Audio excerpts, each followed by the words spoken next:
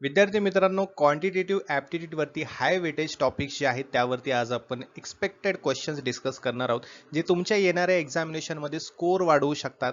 त्यामुळे तुम्ही जर Maharashtra MBA CET second attempt देणार असाल तर हा व्हिडिओ अगदी शेवटपर्यंत नक्की बघायचा आहे. अगदी महत्त्वाची गोष्ट म्हणजे या उरलेल्या दिवसामध्ये सुद्धा तुम्ही रेकॉर्डेड बॅच घेऊन तुमचं प्रिपरेशन बूस्टअप करू शकता. या रेकॉर्डेड बॅचमध्ये तुम्हाला तुमचा सिलेबस रेकॉर्डेड सेशन्समध्ये कव्हर करता येईल. त्यासोबतच तुम्हाला काही स्टडी मटेरियल्स सुद्धा मिळणार आहेत, जसे की topic wise MCQs, full syllabus notes, mock test, MCQ series PDF, जेणेकरून तुम्हाला जास्तीत जास्त प्रॅक्टिस करून तुमच्या प्रिपरेशनमध्ये चांगला परफॉर्मन्स, तुमच्या एक्झाममध्ये चांगला परफॉर्मन्स करता येईल. तर या दिलेल्या नंबरवरती तुम्ही आजच व्हॉट्सअप मेसेज किंवा व्हॉट्सअप कॉल करायचा आणि प्रिपरेशन करायचं आहे. किंवा ग्लोबल ऑनलाईनचं ॲप्लिकेशन डाउनलोड करा. ॲप्लिकेशनच्या थ्रू पण तुम्हाला ही बॅच जॉइन करता येईल. बघा, प्ले स्टोअर वरती जायचंय, ग्लोबल ऑनलाईन सर्च करायचं आहे, असं ॲप्लिकेशन तुम्हाला दिसेल. इन्स्टॉल करायचंय, ओपन करायचंय ॲप्लिकेशन. ॲप्लिकेशन ओपन केल्यानंतर तुम्हाला या प्रकारचा डॅशबोर्ड दिसेल. डॅशबोर्डमध्ये बघा एकदम खाली या ठिकाणी स्टोअर सेक्शन आहे. स्टोअर सेक्शनवर क्लिक करायचंय. या डॅशबोर्डमध्ये तुम्हाला सर्च बॉक्स दिसेल. सर्च बॉक्समध्ये तुम्हाला सर्च करायचंय MBA CET. हा कोर्स तुम्हाला दिसेल. त्या कोर्सवरती क्लिक केल्यानंतर तुम्हाला खाली ऑप्शन दिसेल की जॉइन द कोर्स. जॉइन करायचंय आणि प्रिपरेशनला स्टार्ट करायचंय. एकदा का तुम्ही जॉइन केलात, मग तुम्हाला कंटेंट फोल्डर तिथे समोरच दिसेल. त्या कंटेंट फोल्डरमध्ये सर्व मटेरियल जे आहेत तुम्हाला तिथे दिसतील आणि आपले जे लाईव्ह सेशन्स आहेत, ज्यामध्ये तुमचं पूर्ण तयारी केली जाणार आहे, ते लाईव्ह सेशन सुद्धा ॲपमध्ये तुम्हाला दिसून येतील. तर आता वळूया आपण PYQs कडे, जे की तुमच्या 2023च्या एक्झामिनेशनमध्ये विचारले गेलेले आहेत. बघा, if the price of commodity is increased by 25% and then decreased by 20%, what is the net percentage change? बघा, काल पण आपण हा प्रश्न पाहिला होता, राईट? आता एक गोष्ट लक्षात ठेवा, तुम्हाला काही ट्रिक्स सांगतो मी. जर है ना कमोडिटीची प्राइस इन्क्रीज झालेली आहे आणि त्यानंतर डिक्रीज झालेली आहे, बरोबर आहे? पहिले इन्क्रीज झाली आहे, त्यानंतर डिक्रीज झाली आहे, तर त्यासाठी फॉर्म्युला काय यूज करायचा आहे ना? त्यासाठी फॉर्म्युला यूज करायचं A minus B minus AB divide by 100. ठीक आहे? कशासाठी? जर इन्क्रीज आणि डिक्रीज झालेला असेल तर. ठीक आहे? जर दोन्हीही इन्क्रीज असेल तर काय फॉर्म्युला यूज करायचं आहे? तर A plus B plus AB divided by 100.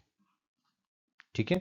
जर है ना दोन्हीही डिक्रीज असेल, समजा दोन्हीही डिक्रीज असेल, तर काय करायचं आपल्याला? तर आपल्याला इथे A जो आहे तो मायनस मधला घ्यायचा आहे, परत मायनस बी करायचंय आणि पुढे प्लस AB डिवाइड बाय 100 करायचंय. ठीक आहे? आलं लक्षात? एक तर झालं तुमचं दोन्ही इन्क्रीज असेल तर, आणि दुसरं झालं दोन्ही डिक्रीज असेल तर. ठीक आहे? त्यानंतर इन्क्रीज असेल आणि मग डिक्रीज असेल, तेही झालेलं आहे. जर पहिलं डिक्रीज असेल आणि मग इन्क्रीज झालेला असेल, है ना, तर काय करायचंय? तर आपल्याला A जो आहे तो मायनस मधला घ्यायचा आहे, प्लस बी करायचंय. ठीक आहे? प्लस बी करायचंय, त्यानंतर मायनस AB डिवाइड बाय 100 करायचंय. हे फॉर्म्युला तुम्हाला लक्षात ठेवायचे आहेत, अजिबात विसरायचं नाहीये. ठीक आहे? याचा स्क्रीनशॉट काढून घ्या किंवा नोटबुकमध्ये लिहून घ्या. आता आपण हा प्रश्न सॉल्व्ह करूया. आता हा कुठल्या कॅटेगरीमध्ये येतोय? पहिला इन्क्रीज झालाय, नंतर डिक्रीज झालाय, म्हणजे या कॅटेगरीमध्ये येतोय. बरोबर आहे? या कॅटेगरीनुसार आता आपण सॉल्व्ह करूया.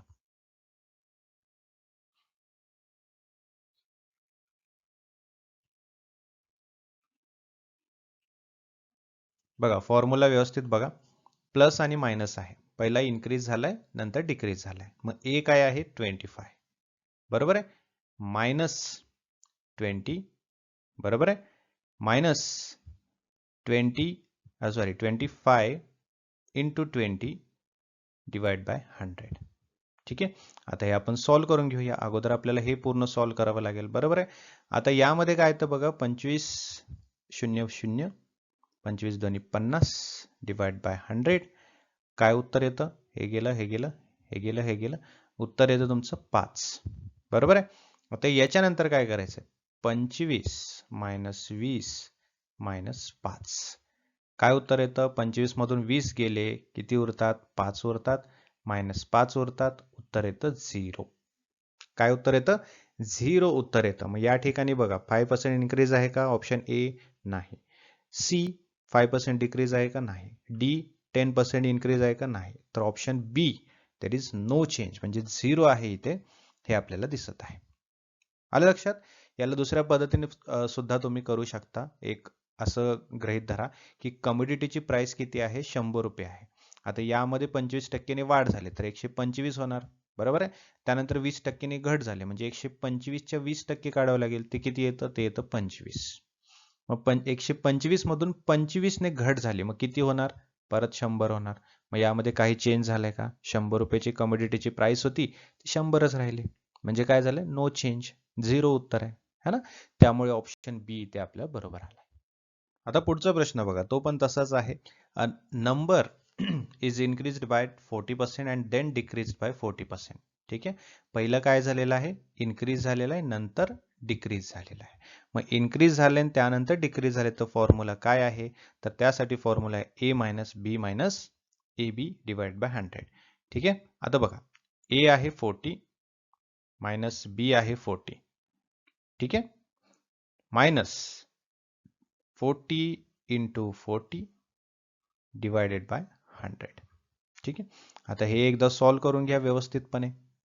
काय तर अगोदर आपल्याला हे सॉल्व करून घ्यावं लागेल. तर 40 इंटू 40 किती होतात, 1600 होतात, इंटू 100 म्हणजे 1600 आणि 100 असं केलं तर हा 0 गेला, हा 0 गेला, हा 0 गेला, हा 0 गेला, उत्तर येतं 16. ठीक आहे, मग पुढे आता सॉल्व करा. 40 मायनस 40 मायनस 16, बरोबर आहे. आता काय उत्तर येतं बघा, 40 मधून 40 गेले किती उरतात, 0, आणि 0 मध्ये 16 मायनस 16, बरोबर आहे. मग 16 मायनस मध्ये आले याचा अर्थ काय होतं की तो डिक्रीज झालेला आहे. किती डिक्रीज झालेला आहे, मग आहे का ऑप्शन मध्ये, येस, ऑप्शन बी 16% डिक्रीज. ठीक आहे, ऑप्शन बी इथे आपलं बरोबर येतोय.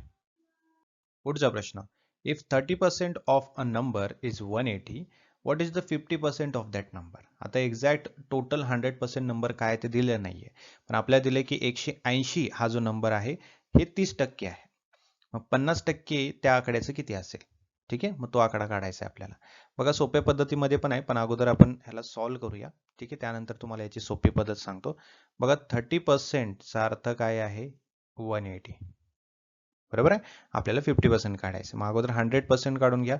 100% आपल्याला काढायचं आहे, मग याच्यासाठी काय करायला लागेल, 180 जो की दिलेला आहे इंटू 100 जो आहे है ना, तो काढायचा आपल्याला. 30% 180 दिलेला आहे, मग याचं उत्तर येतं किती, याचं उत्तर येतं 600. आता 600 म्हणजे काय, 600 म्हणजे तुमचा 100% आहे. ठीक आहे, आता 100% आपल्याला भेटलंय, मग आपल्याला विचारलं काय 50%, मग 600च्या 50% किती होतं, है ना. हे वेगळं काढायची गरज आहे का, सॉल्व्ह करायचं म्हटलं तर आपल्याला असं करता येईल, 600 गुणिले 50 भागिले 100, आपल्याला उत्तर मिळून जातं 300, है ना. त्यापेक्षाही जर वेगळ्या पद्धतीने करायचं म्हटलं तर तुम्ही असं करू शकता. आता 30% आहे 180चा, है ना, मग याचं 10% काढणं काही अवघड नाहीये. 180चे 3 भाग केलं तुम्ही तर तुम्हाला तसंच मिळून जाईल.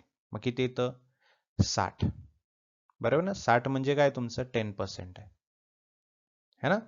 मग 60 हे 10% असेल तर आता 60लाच 10 वेळा गुणा, है ना, मग किती येतं, तो 100% येतो. तो किती होतो, मग तो 600 होतो, बरोबर आहे ना. 600 होतो, मग 600च्या अर्ध काढणं काय अवघड आहे का, काहीच अवघड नाही. तर 300 त्याचं उत्तर येतं, ऑप्शन बी. ही सोपी पद्धत आहे. पुढचा PYQ बघा, the population of a town increased by 10% every year. प्रत्येक वर्षाला 10% पॉप्युलेशन मध्ये, लोकसंख्येमध्ये वाढ होत असते एका शहराच्या. ठीक आहे, याचा अर्थ काय, याचा अर्थ 10% वाढ होणं म्हणजे काय, 100% मध्ये 100% जी व्हॅल्यू आहे त्याच्यामध्ये दरवर्षी 10% वाढ होते. याचा अर्थ काय, याचा अर्थ आहे 1.1 आपल्याला गुणावं लागेल प्रत्येक वर्षी वाढ होत असेल तर. ठीक आहे, दर वर्षाला. आणि जर घट होत असेल किंवा घट आहे असं विचारलं तर आपल्याला गुणाकार न करता भागाकार करावा लागेल. आलं लक्षात. आता 10% म्हणजे 1.1 आपण का करतो, कारण बघा आता 100% म्हटलं त्याच्यामध्ये 10 ऍड होतात दरवर्षी, मग 110 होतं ते, बरोबर आहे. मग 110 डिवाइड बाय 100 केलं तर आपलं 1.10 येतं. मग तसंच 110 असेल तर 1.10, 105 असेल तर 1.05, है ना, 120 असेल तर 1.20 असं येतं. मग 1.1 असं आपल्याला करावं लागतं, 10% वाढ झाले त्यामुळे, म्हणजे हे आकडा आपल्याला घ्यावा लागतो. त्याचा अर्थ आहे 10%. ठीक आहे. जर वाढ होत असेल तर गुणाकार, घट होत असेल तर भागाकार. आता पुढे बघा काय विचारलंय. If the present population is 12,100, what was the population 2 years ago? मागचं विचारलंय आपल्याला, म्हणजे घट. 2 वर्ष आधीची घट करावं लागेल आपल्याला. बरोबर आहे ना? मग आता या ठिकाणी हे जो बेस इयर आहे, सॉरी बेस पॉप्युलेशन आहे सध्याचं करंट पॉप्युलेशन जे आहे, त्याला आपल्याला काय करावं लागेल? 1.1 ने भागाकार करावा लागेल. परंतु विचारले 1 वर्षाचं नाही, 2 वर्षाचं. मग याचा आपल्याला वर्ग पाहिजे असेल. ठीक आहे. मग 1.1 इंटू 1.1 केलं तर येतं आन्सर 1.21. ठीक आहे. मग आता तुम्ही करा. 12,100 डिवायडेड बाय 1.21 केलं तर राईट आन्सर येतं तुमचं 10,000. काय येतं? 10,000. मग 10,000 आहे का ऑप्शन मध्ये? येस, ऑप्शन ए इथे एक्झॅक्टली बरोबर येतो. पुढचा प्रश्न. A student scored 45% marks and failed by 18 marks. समजते का? आता 18 मार्काने म्हणजे पास व्हायला अजून 18 मार्क पाहिजे होते. ठीक आहे. आणि त्याला 45% टोटल म्हटलं तर 45% आहेत, परंतु तरीही 18 मार्क कमी आहेत म्हणून फेल झालेला आहे. दुसरा जो स्टुडंट आहे, another student scored 55 marks and got 22 marks more than passing marks. मग पास व्हायला जितके मार्क्स लागतात त्याच्यापेक्षा 22 मार्क त्याला जास्त आहेत आणि टोटल 55% आहेत. What were the maximum marks? आता बघा पर्सेंटेज दोघांचे बघा व्यवस्थित. एकाला 45 आहेत, एकाला 55 आहेत, म्हणजे दोघांमध्ये 10%चा गॅप आहे. है ना? 10%चा गॅप याचा अर्थ काय? एकाला 18 मार्क्स कमी आहेत, पासिंग मार्क पेक्षा 18 मार्क कमी आहेत, आणि एकाला पासिंग मार्क पेक्षा 22 मार्क जास्त आहेत. म्हणजे 18 है ना प्लस 22 असं जर केलं तर 40 मार्क होतात. बरोबर? 40 मार्क होतात. मग 10% अर्थ काय? 40 मार्क. समजतंय? 10% म्हणजे 40 मार्क आहेत. मग 100% म्हणल्यानंतर किती असायला पाहिजे? तर ऑब्वियस आहे 400 असायला पाहिजे. मग टोटल मार्क्स म्हटलं, मॅक्झिमम मार्क्स म्हटलं तर ते किती असायला पाहिजे? 400. 400 आहे का ऑप्शन मध्ये? Yes, option C. बघा काय म्हणतोय हा प्रश्न. The population of a town increased from 40,000 to 46,000. 40,000 वरून 46,000 पर्यंत एका शहराचं लोकसंख्या जी आहे ती वाढलेली आहे. मग याने काय प्रश्न विचारलाय की what is the percentage increase? मग 40,000 वरून 46,000 पर्यंत गेलेला आहे. मग यामध्ये किती पर्सेंट वाढलेला आहे असं विचारलेलं आहे. ठीक आहे. खूप सोपा प्रश्न आहे. अगोदर आपल्याला डिफरन्स काढावा लागेल. बघा इन्क्रीज किती झालंय तर 46,000 झालेलं आहे. है ना? अगोदर किती होतं? 40,000 होतं. म्हणजे मायनस 40,000 केलं तर आपल्याला कळेल की 6,000 ने ते वाढलेलं आहे. बरोबर आहे? मग आता इथे आपल्याला काढायचं पर्सेंटेज. मग पर्सेंटेज कसं काढायचं बघा. 6,000 राईट, 6,000 डिवायडेड बाय 40,000. म्हणजे अगोदर किती होते? 40,000 होते, आता 6,000 वाढलेले आहेत. है ना? आणि इंटू 100 करायचंय. गुणिले 100 केल्यानंतर आपल्याला उत्तर मिळेल. किती मिळेल? तर 15 हे उत्तर मिळेल. बरोबर आहे ना? कारण 4 एक 4, 2 उरतात, 4 पंचे 20, 15 हे आन्सर येतं. या ठिकाणी बी ऑप्शन आपला करेक्ट येतोय. 15% ने काय झालेलं आहे? पॉप्युलेशन वाढलेलं आहे त्या शहरामध्ये. आलं लक्षात? अशा प्रकारे करायचं. जर डिफरन्स विचारला म्हणजे 40,000 वरून 46 केलं तर डिफरन्स काढायचा, आणि तो जो बेस अमाऊंट आहे, बेस अमाऊंट म्हणजे कुठली? 40,000. ठीक आहे. अगोदर किती होती ते बेस अमाऊंट असते. त्या बेस अमाऊंट सोबत आपल्याला कम्पेअर करायचं in the sense 6,000 divided by base amount केलं इंटू 100 तर आपल्याला पर्सेंटेज कळतं की किती पर्सेंटने वाढलेलं आहे. आता पुढचा प्रश्न बघा. पुढचा PYQ आहे, तो काय म्हणतोय बघा. If the price of a commodity decrease. अगोदर इन्क्रीज झालं होतं. ठीक आहे. अगोदर पॉप्युलेशन इन्क्रीज झालं होतं पर्सेंटेज मध्ये. आता डिक्रीजचा प्रश्न आहे, तर कसं करायचं बघा. If the price of commodity decrease from 800 to 680 rupees, find the percentage decrease. आलं लक्षात?